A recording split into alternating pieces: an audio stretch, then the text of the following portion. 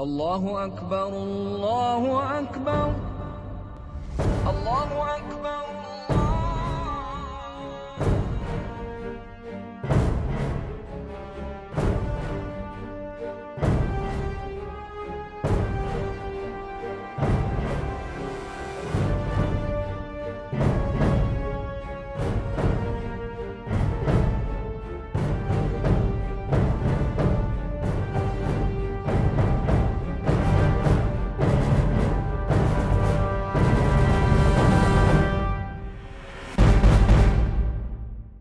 Hi and welcome to Worlds Apart, a program that is dedicated to speaking the truth in love. I'm your host, Rommel Gussain, and today we have with us Jay Smith, who will be speaking to us about ideologies that are worlds apart. Welcome to the show. Thank you. It's good to be here. Excellent. What I'd like to speak about today specifically is about the differences between Jesus and Muhammad. Now, how does a Muslim see Jesus? That's a great, the great thing about Jesus, I have Muslims who come up to me all the time and they say, you know, Mr. Smith, we love Jesus. And since we love Jesus, why is it you don't like Muhammad? And I said, that's the point. The point is, who doesn't love Jesus? Everybody loves Jesus. I mean, there's so much to say about Jesus. I don't know of anybody that does not love Jesus. Even Madonna loves Jesus. The demons are fearful of him. But certainly, Muslims have to love Jesus. He is one of the greatest of the prophets. He was second only to Muhammad in importance as far as they're concerned. They believe that he did come. They believe, if you look at the references, about 93 references to Jesus in the Quran. He's known as Isa. But even that word itself has got a problem, and we'll talk more about that. They see him as, in a sense, his mission is not really completed. He was taken up to heaven before his mission could be completed, so he has to come a second time. And so therefore he will come a second time. And then he'll live for about 43 years on earth. He'll have 7 children, have 7 children.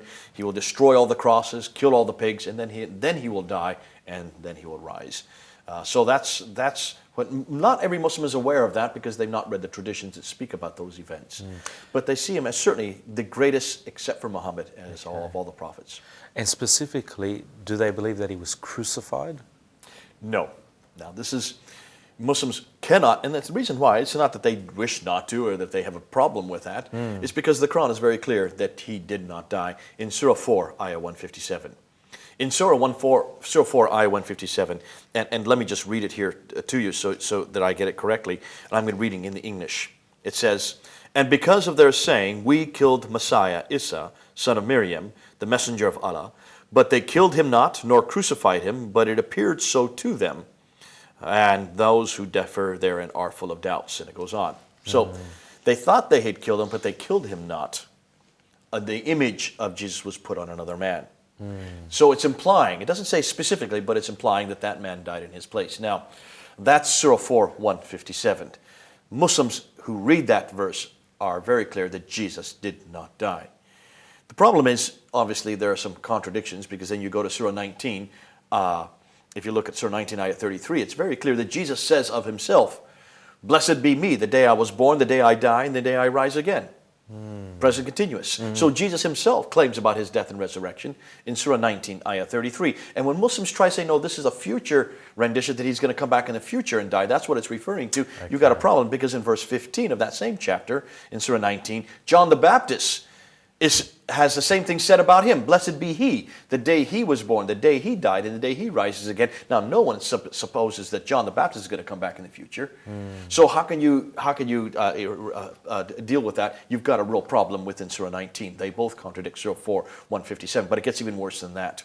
Rommel, go to Surah 3, Ayah 55. In Surah 3, Ayah 55, the word in English, let me just read it, because in English it's very interesting. In English, it's very clear that Allah is speaking to Jesus here, and he says that I will take you unto myself. Let me just read it. "And when Allah said, O Isa, I will make you sleep and raise you to myself and clear you." That's what it says in the English translation. But in the Arabic, it's mu'atafaka. Now, what does mu'atafaka mean? I don't know. I will kill you. Okay. In the Arabic, it's very clear, I will kill you and take you myself. Wow. So in the Arabic, it's very clear that God kills Jesus, which supports the crucifixion. That's right. But since 1935, all English translations now have, I will take you, I will put you to sleep. Okay. Which is not a good rendition. There's no reference anywhere else in the Quran that uses muwatafaka in that context, except in this Surah 355. So you can see there's an agenda here by the Muslims who are translating this. They don't want people to read this in the English language. That also confronts Surah 4, 157. So certainly the Quran has an internal contradiction on this issue. Did Jesus die? The Quran is confused. Muslims, however, are not. They're very clear he did not die, unless you talk about the Ahmadiyyas. The Ahmadiyyas is a particular sect within Islam that believe he was on the cross, he did not die, he swooned. They took him off the cross, he was unconscious. They could not recognize that he was unconscious, though they knew what death looked like. They didn't check his pulse. They put him into the grave. They put a 2-ton stone over top of that grave. 16 men were posted outside of the centurion's men. These are the creme de la creme of the Roman guards. And 3 days later, suddenly, he woke up from his stupor, realized where he was, threw out that 2-ton stone all by him, a 2-ton stone all by himself, overpowered the 16 guards, and then he went to Kashmir. And he died in Kashmir, ridiculous according story. to Ahmadiyya. So you can see that it's almost foolish what the Ahmadiyya are trying to say. Nonetheless, for a Muslim, a Sunni, and Shiite, they do not believe Jesus died. Now that has huge complications, because history stands against that. Where is there any historian that will agree with that? Remember, historians referred to that event almost immediately. Within 20 years of Christ's death, you have two Greek historians, Thales and Phlegon, who are debating over this issue. In 52 AD, Phlegon and Thales are debating whether or not when Jesus died on the cross that the sun went dark and the earth shook. They weren't Christians. These were secular Greek men who were arguing that event. Tacitus, who is a Roman historian, wrote about that event. He talks about the death of Jesus Christ. And we have to use Tacitus because Tacitus gives us the time period. It happened during the time of Pontius Pilate, there in Judea, under the rule of Tiberius. So we know it happened in 33 AD. So there's a historical context. It's very clear that Jesus did die. Tacitus was a Roman. Josephus, who was a Jew, he writes about it in the beginning of the second century. Not only does he describe Jesus' death as a Jew, but he also says there are certain Christians who believe that he rose again. It's the first and only reference, secular reference we have outside of the gospel account of Jesus' resurrection from somebody who is not a Christian. So there are three different historians, Jews, Roman, and Greek, Roman, and Jews who agree that Jesus died. So the Quran has to deal with that, because this is from the same time period that Jesus died. Within 20 years, they were talking about it. So what you're saying, it's a historical fact. Absolutely. So they have to contend with that. And there's no historian that disagrees. There's not one historian that I know of that actually confronts that.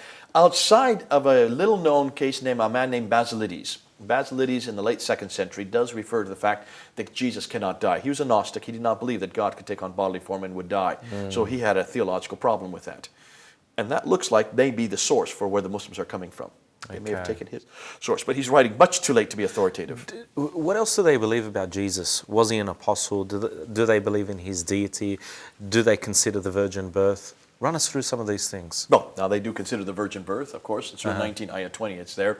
Do they believe in his divinity? Absolutely not. And we're going to spend a whole talk just looking at Jesus' divinity. So we won't expand on that here. Because we're going to look at Surah 5, Ayah 72. We're going to look at Surah 5, Ayah 115. We're going to look at Surah 6, Ayah 101. And we're specifically going to look at Surah 7, Ayah 171. Those are the four references we need to look at his divinity. Let's hold off on that. And let's say, what else do they believe? And this is one thing I like to do with Muslims. I say, stop, Muslims, let me ask you something.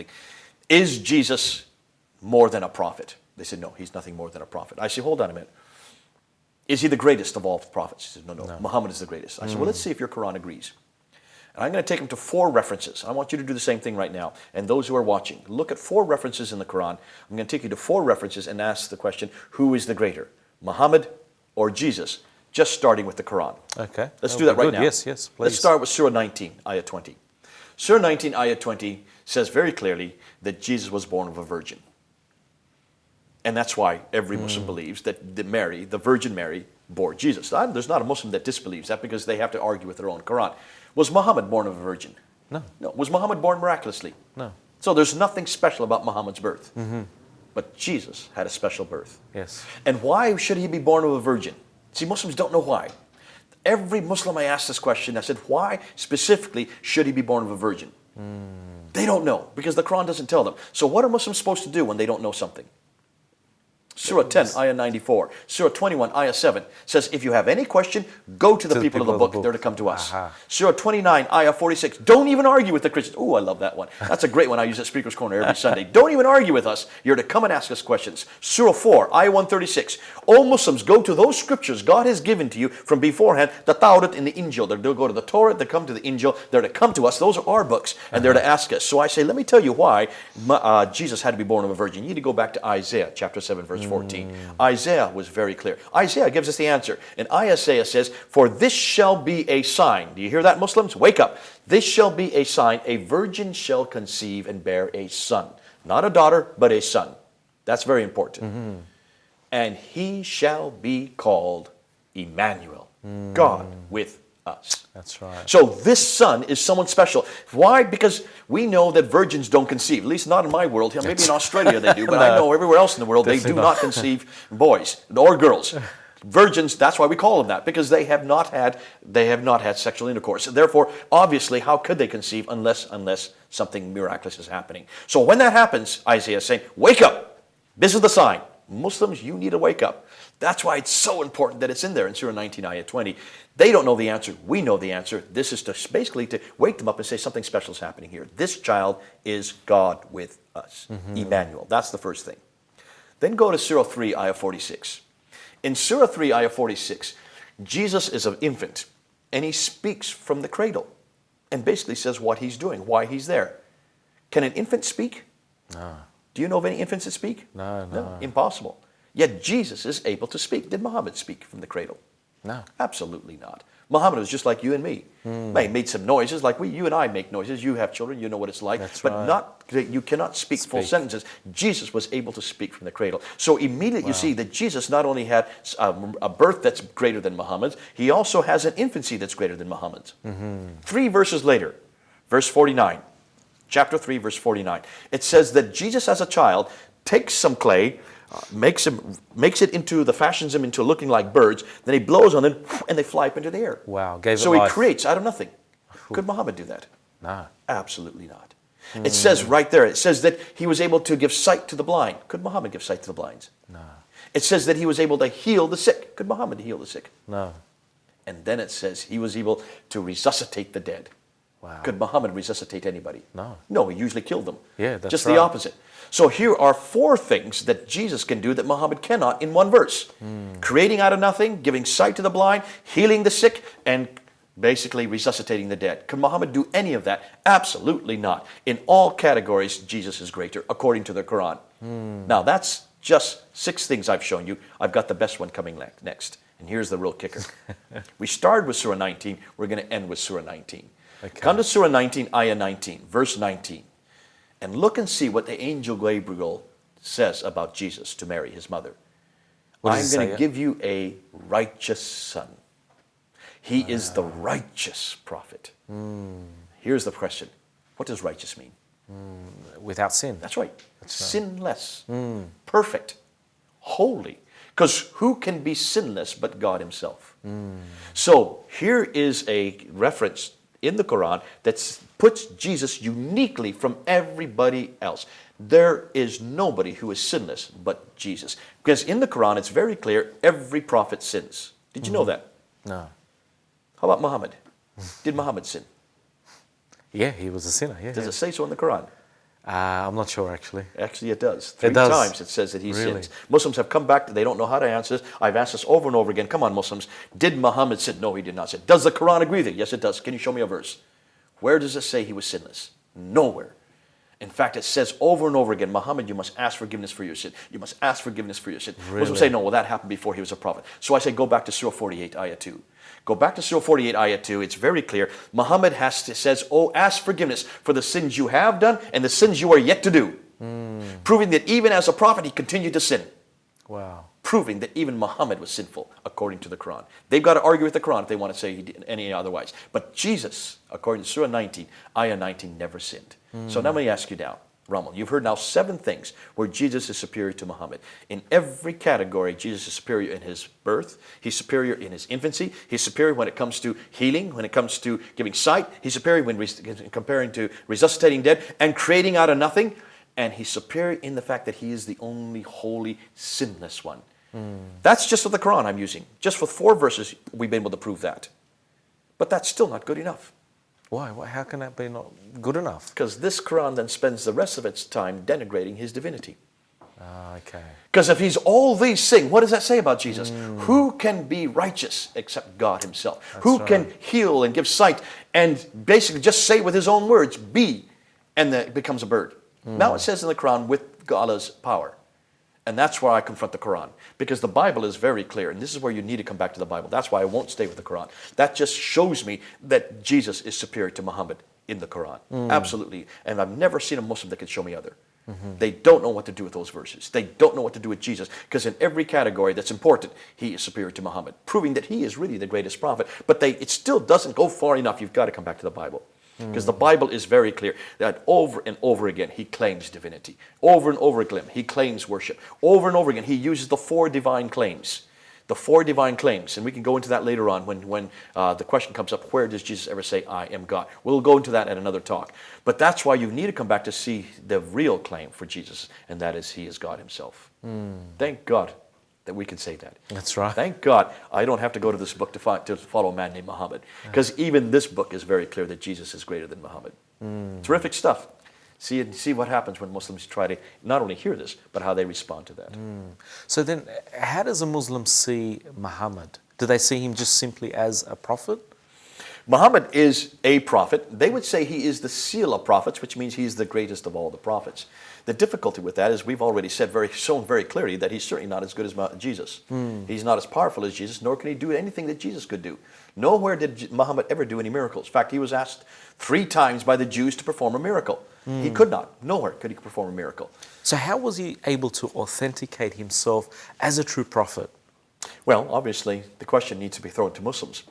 Prove to me he's a prophet. Because every prophet must do 4 things, according to the Bible. The Bible is very clear that every prophet must fulfill 4 criteria to have the office of prophethood. The first criteria is very clear, that the prophet must be in the prophetic race. Every prophet comes through one line that God has chosen. And he chose that right at the time of Abraham. You can see that in Genesis chapter 17.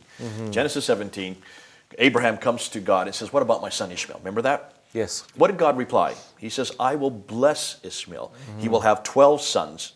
And from his sons they will multiply the earth. That's the only thing he ever says about Ishmael. Nowhere do we hear about Ishmael anywhere after that. He disappears off the scene. That's right. But what's the next verse say? But my covenant is with Isaac. I will bless Ishmael. He will have 12 sons, but my covenant is with Isaac. You can't get clearer than that. So it's obvious that as far as God was concerned, Isaac was different than Ishmael. If we have any doubt, look at chapter 22. In Genesis 22, God comes to Abraham not once, not twice, but 3 times. He comes to Abraham and he says, give me your one and unique son, Isaac. Your one and unique son, Isaac. Hold on a minute, Rommel. Did Abraham have 2 sons at this time? Yes, he did. Yeah, he did. Yeah. Did God forget it? No. Was God confused? No. Maybe God just made a mistake? No. God doesn't make a mistake. We know God doesn't make a mistake. God was purposely saying that. What was God saying? As far as God was concerned, Ishmael was not Abraham's son. Because Ishmael had nothing to do with God. Remember, God had already promised Sarah she was going to have a son. And then Sarah got impatient and she said, well, listen, I'm too barren, I'm much too old, I'm going to give you my slave girl, Hagar. And so that's exactly what she did. So basically, Ishmael is the result of man's impatience. That's why God said, I want your one and unique son. God was making a huge statement at this time. As far as you're concerned, Abraham only had 1 son. Now, we know that all the prophets come through that line, Abraham, Isaac, and Jacob. Even the Quran agrees with that in Surah 29, Ayah 27. In Surah 29, Ayah 27, it mentions that the prophetic line is Abraham, Isaac, and Jacob. It says it right there, and from them the book shall come. So it even mentions that. Now, it also believes that Ishmael is part of that line. The difficulty is, here's the problem. Go to Galatians 4. Paul very clearly says, for there are 2 covenants which represented by 2 women. The covenant of Hagar, which is the slave woman in the covenant of Sarah, who's the free woman. And then what did he say? Hagar has the son who persecuted the free woman's son. This is the woman from Arabia. Isn't that interesting? He even mentions Arabia. Hagar from That's Arabia. right. So he places it in the right place. And then what does Paul say? You are to be of the free woman's son. You are to have nothing to do with the slave woman's son. We're to have nothing to do with Ishmael. We're to have nothing to do with that line. If Muslims believe that Muhammad is from that line, then we're to have nothing to do with Muhammad. So he does not fulfill that. Secondly, every prophet must do something to prove he's a prophet. That's right, yeah. What did Muhammad do to prove he's a prophet? You're either to do a miracle or to do a prophecy. What miracle did Muhammad do? We're still waiting. Yeah. We're still waiting. Show me a miracle they did in the Quran. Show me one. Not one. All the miracles come in the traditions, which are written 200 years later, because they had to come up with miracles. They started writing them fast and furious, and they're ridiculous miracles. They absolutely are not supported by the historical facts. Splitting the moon and bringing them down to two sides of the earth. Now stop and ask yourself, Rummel, if Muhammad, I have no problem believing that God could do that. But don't you think someone would have observed it in the 7th century? Of course. That's a pretty big object. Don't you think it had an impact on the Earth's rotation? Definitely. To say nothing of what it would have done to earthquakes and destroyed much of the Earth, and it would have blotted out the sun for days and days. No one observed it. So obviously these are superfluous. Thirdly, every prophet must give a revelation that corresponds with that which has come before. God does not contradict himself. He doesn't say one thing to one prophet and then completely eradicate it by coming and contradicting that in another prophecy. Now you look at these two books. There are just all kinds of contradictions between these two books. Over almost everything we see about God and Jesus and what God is going to do through Jesus is contradicted in this book. You can't tell me that they're the same prophecy. Absolutely not. No. And then fourthly, the last one, the last category. We'll end with this one. God has a personal name. He gave it to Moses there in Exodus chapter 3. And what was that name? Jehovah? Yahweh, Jehovah, depending on where you put the vowelization. That's God's personal name that he said will be my name forever. Did Muhammad ever know that name? No. Is that name anywhere in the Quran? Not mentioned. Is that name anywhere in any of the traditions? Is that name on the lips of any Muslim? No. How is it Certainly they don't not. even know God's personal name? If he was a great prophet, if he was the greatest prophet, why did he not know the personal name for God? There you go. Strike four, you're out. Wow. So how can he claim to be a prophet? That's why you look at Jesus. Jesus is in the prophetic line. Jesus did miracles all through his ministry. The Quran agrees with that. The Bible agrees with that. I don't think anybody disputes the fact that he could do miracles. He did prophecy, he fulfilled prophecy that's still being fulfilled today. Everything he said is fulfilled, and it corresponds with everything all the other prophecies said. Look and see. In fact, he fulfilled over 300 of the Old Testament prophecies. Jesus himself fulfilled in his own life. And did Jesus know that name? Oh, of course he did. Yes. Did he not pronounce that name? Yes. Did he not claim it for himself? Yes, I In am. fact, That's right. John 8, verse 58. Before Abraham was Yahweh, I am. And look at the reaction of the Jews. They had to take up stones to stone because he was claiming to be God himself. He took on that name for himself. Thank God for Jesus. He fulfills every criteria that a prophet does. Muhammad is basically wipes out on all four. Come back to Jesus. Thank you very much, Jay. It's always a pleasure to have you come and share some of your insights with us. Listen, if do you want me to? Let me just say one thing before we end. It's obvious that you can only find a bit of Jesus in this one. You've really got to come back to this book Exactly. to find the real Jesus, the full Jesus, the divine God who becomes man. You've got to come back to this book. So I encourage every one of you Muslims to come. Don't just believe what the Quran says about Jesus. Come back and go from the authentic article. Come on home. Come back to Jesus. He's the man. He's the God who became man for you. I pray and hope that you found this episode to be informative. If you want to check out a few extra things, please look at the website that will pop up on the screen and you'll be able to research these things, check these things. But most importantly, go back to the Bible. If you're a Muslim, check it out, read it. Until then, we just pray that God will bless you. Thank you.